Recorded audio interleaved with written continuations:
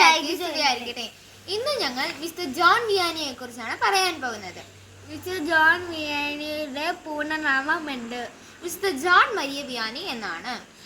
വിശുദ്ധൻ എപ്പോൾ എവിടെ ജനിച്ചു? 1786 മെയ് 8 ഫ്രാൻസിലെ ഡാഡ്ലി എന്ന സ്ഥലത്ത് വെച്ച് ജനിച്ചു.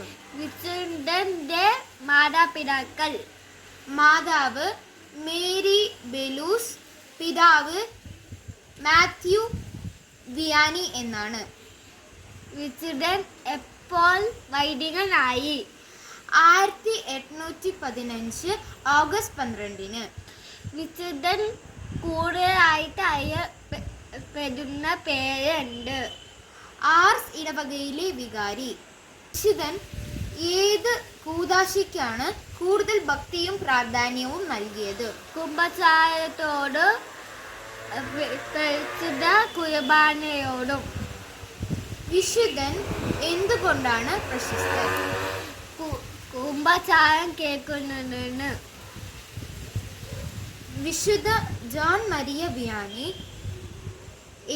എന്തുകൊണ്ടാണ് കുമ്പസാരത്തിന് അധികം പ്രാധാന്യം നൽകിയത്? പാപമോചനത്തിലൂടെ ദൈവത്തോട് അടുപ്പിക്കാൻ. വിശുദ്ധന്റെ ജീവിതത്തിന്റെ പ്രധാന കേന്ദ്രം എന്താണ്? യേശു ക്രിസ്തുവും പരിശുദ്ധ കുർബാനയും. വിശുദ്ധന്റെ പ്രസംഗത്തിൽ നിന്ന് പ്രധാന സന്ദേശമുണ്ട്. ദൈവസ്നേഹം, മാനസാന്തരം, പ്രാർത്ഥന, വിശുദ്ധ ജീവിതം. വിശുദ്ധൻ എപ്പോൾ മരിച്ചു? 1859 ഓഗസ്റ്റ് 4. വിശുദ്ധന്റെ തിരുനാൾ എപ്പോഴാണ് ആചരിക്കപ്പെടുന്നത്? ഓഗസ്റ്റ് 4.